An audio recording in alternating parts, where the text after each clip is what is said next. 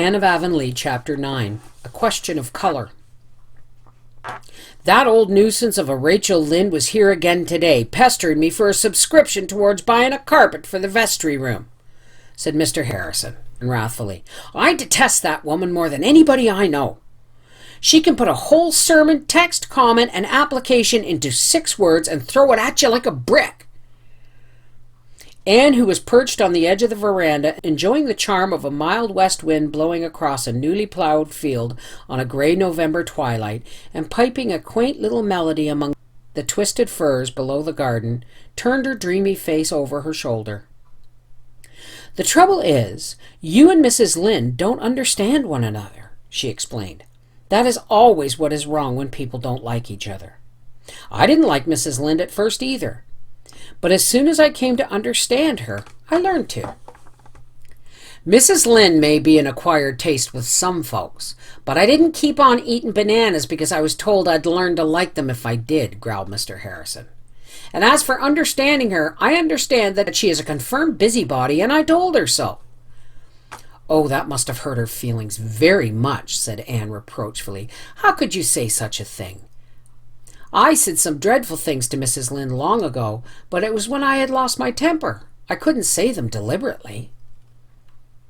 It was the truth, and I believe in telling the truth to everybody. But you don't tell the whole truth, objected Anne. You only tell the disagreeable part of the truth. Now you've told me a dozen times that my hair was red, but you've never once told me that I had a nice nose. I dare say you know it without any telling, chuckled Mr. Harrison. I know I have red hair too, although it's much darker than it used to be. So there's no need for telling me that either. Well, I'll try and not mention it again since you're so sensitive. You must excuse me, Anne. I've got a habit of being outspoken and folks mustn't mind it.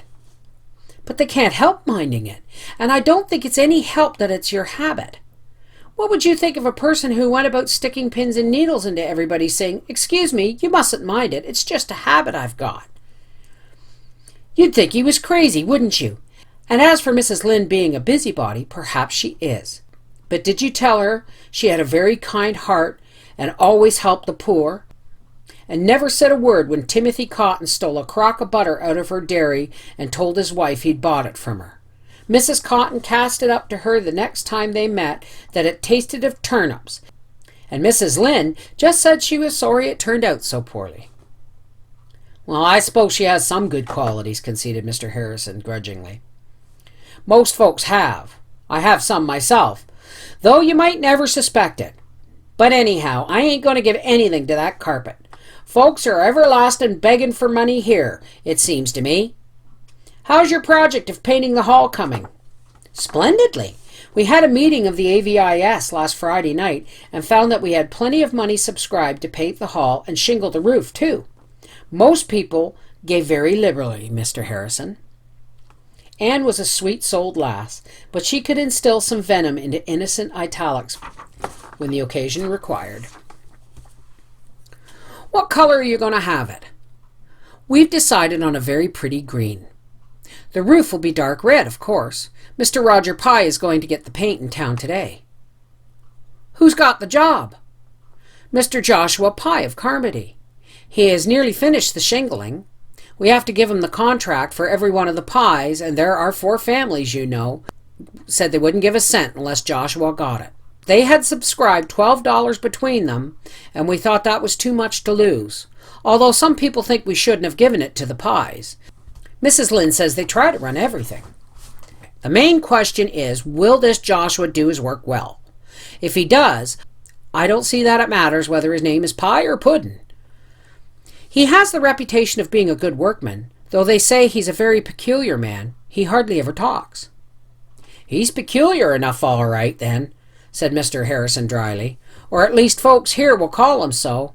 I never was much of a talker till I came to Avonlea, and then I had to begin in self-defense, or Mrs. Lynde would have said I was dumb and started a subscription to have me taught sign language. You're not going yet, Anne? I must. I have some sewing to do for Dora this evening. Besides, Davy is probably breaking Marilla's heart with some new mischief by this time. This morning the first thing he said was, "Where does the dark go, Anne? I want to know." I told him it went around to the other side of the world, but after breakfast he declared it didn't, that it went down the well. Marilla says she caught him hanging over the well box 4 times today, trying to reach down to the dark. He's a limb, declared Mr. Harrison. He came over here yesterday and pulled 6 feathers out of Ginger's tail before I could get in from the barn. The poor bird has been moping ever since. Those children must be a sight of trouble to you folks. Everything that's worth having is some trouble, said Anne, secretly resolving to forgive Davy's next offense, whatever it might be, since he had avenged her on Ginger. Mr. Roger Pye brought the hall paint home that night, and Mr. Joshua Pye, a surly taciturn man, began painting the next day. He was not disturbed in his task. The hall was situated on what was called the Lower Road. In late autumn, this road was always muddy and wet, and people going to Carmody traveled by the longer Upper Road. The hall was so closely surrounded by fir woods that it was invisible unless you were near it. Mr. Joshua Pye painted away in the solitude and independence that was so dear to his unsociable heart.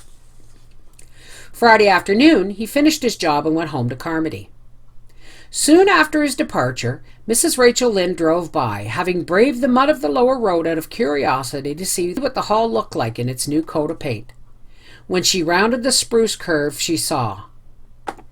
The sight affected Mrs. Lynde oddly. She dropped the reins, held up her hands, and said, "Gracious Providence!"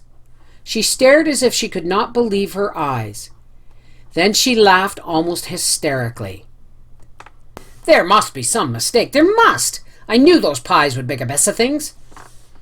Mrs. Lynde drove home, meeting several people on the road and stopping to tell them about the hall. The news flew like wildfire. Gilbert Blythe, poring over a textbook at home, heard it from his father's hired boy at sunset and rushed breathlessly to Green Gables, joined on the way by Fred Wright. They found Diana Barry, Jane Andrews, and Anne Shirley, despair personified, at the yard gate of Green Gables, under the big leafless willows. "It isn't true, surely, Anne," exclaimed Gilbert. "It is true," answered Anne, looking like the muse of tragedy. "Mrs. Lynde called on her way home from Carmody to tell me. Oh, it's simply dreadful. What is the use of trying to improve anything?" "What is dreadful?" asked Oliver Sloane, arriving at this moment with a bandbox he had brought from town for Marilla. "Haven't you heard?" said Jane wrathfully. "Well, it's simply this. Joshua Pye is gone and painted the hall blue instead of green. A deep, brilliant blue. The shade they use for painting carts and wheelbarrows.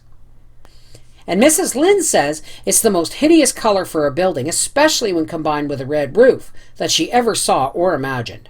You could simply have knocked me down with a feather when I heard it. It's heartbreaking after all the trouble we've had." "How on earth could such a mistake have happened?" wailed Diana. The blame of this unmerciful disaster was eventually narrowed down to the Pyes. The improvers had decided to use Morton Harris paints, and Morton Harris paint cans were numbered according to a color card. A purchaser chose his shade on the card and ordered by the accompanying number. Number 147 was the shade of green desired, and when Mr. Pye sent word to the improvers by his son, John Andrew, that he was going to town and would get their paint for them, the improvers told John Andrew to tell his father to get 147.